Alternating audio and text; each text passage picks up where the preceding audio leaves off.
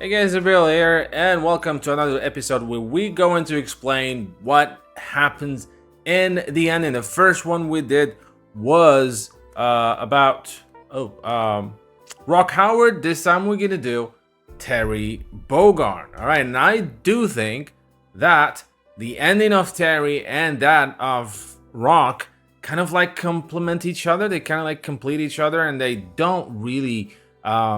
They don't really contradict each other. I mean, it's still a what if, but I do think they both happen, and you can put them together, and nothing really changes. So, Terry Bogard again. He came to the tournament. He has not seen Rock in a while. They met about mid-year, I think, about a year after he left with Kine, but then it's been 2 years now, and they're back at the tournament. So let's go first with the rival. Here.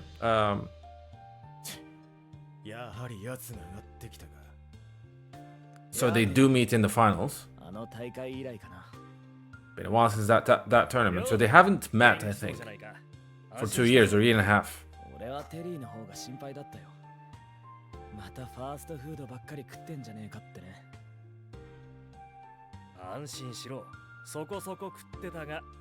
So they met at Geese Tower, and I think it's these cool moments and these interactions are pretty cool.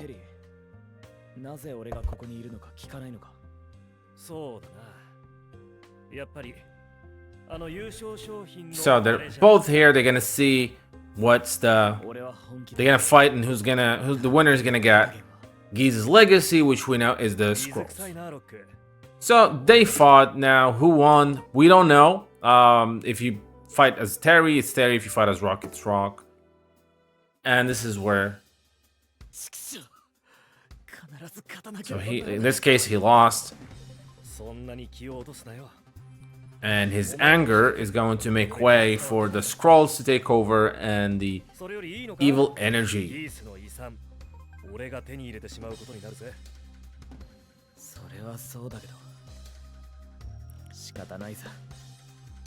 So this is how he's going to turn into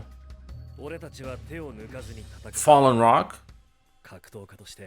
And in episodes of Southtown, it's shown that this is not the first time he's turning into Fallen Rock. He's been having these episodes where he actually loses control, so this is an ongoing thing. And that makes a big difference. Knowing this in episode of Southtown kind of like explains what happens, which we're going to see in the end, and it makes more sense. Right? So he's been having these kind of out of control situations, and now he sees his mom, and again we don't know why his mom is with Mr. Big. I mean, she's clearly not captive, and she fell because Jack came. So this is still a bit of haziness here. It still does not make sense. We're still missing a big piece. Also, who did the tournament? Who organized the tournament? That's still missing. That's probably a season 2 or season 3. So he turns into Fallen Rock. And this is, as I said, this is not the first time, but in this case, he was completely lost control. So Terry defeats him in this case. I don't know if this truly happens, but probably, as I said, it works kind of like you can put this. He fought him, and dude, this is really cool. It's like, oh my god, he's gonna go the same way as his dad. Reaches for Terry. Terry held him, and now. Okay, so I'm gonna pause here. It says let go, and then when I just saw, cause like I saw this before doing episodes of Southtown, and I'm like, why is he asking him to let go? I mean, this just happened. But now, in episodes of Southtown, you do understand that this has been ongoing for over a year. He's losing control. He has these dark thoughts, and he's losing himself bit by bit. So he kind of realized at this point that he is turning evil, and he does not want to turn evil. That's why he asked him, just let me go.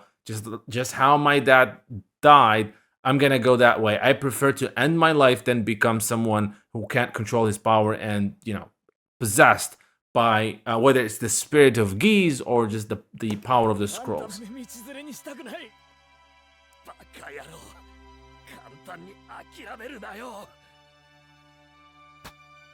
Yeah, he's like, just let me go. But then Terry is not gonna let him. I think this is really cool. He's seeing Geese fallen. That's pretty awesome.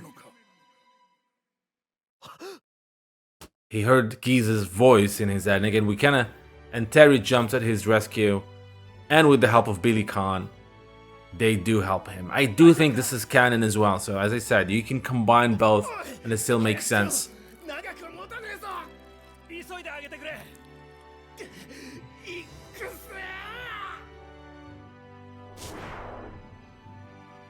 Nice, really cool character moments in these endings.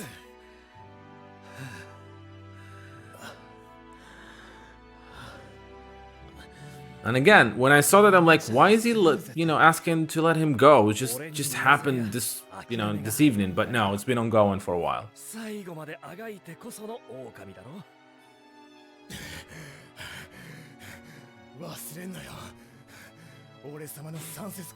this is a really cool moment, and it shows Billy is not an evil guy. And I kind of like this gray thing that they showed with most of the characters. I really like that. So it's Billy who saved the day. He's looking for his mom, and she's here. Marie Heinlein, she's alive and well. Why was she with Big? Still a mystery. Probably won't know until Big becomes available at the end of this first season. And, beautiful ending. Similar to what we've seen with Rock. So, as I said, these absolutely complement each other. They did not contradict. Now, who wins Terry versus Rock? Not that important, to be honest. And again, Terry is in the train, and this is... it's Andy, by the way. So he decided to leave. And they said him, why are you leaving him? And he's like, yeah, I'm just gonna go. He's more capable and handling himself. And he has Rock and Billy. He trusts them now. They're not evil. As I said, a lot of great characters.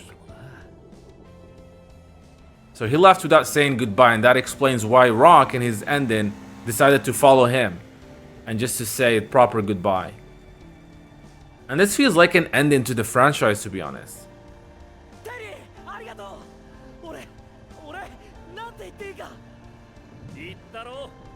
Awesome character moments, man. And he gave him the hat.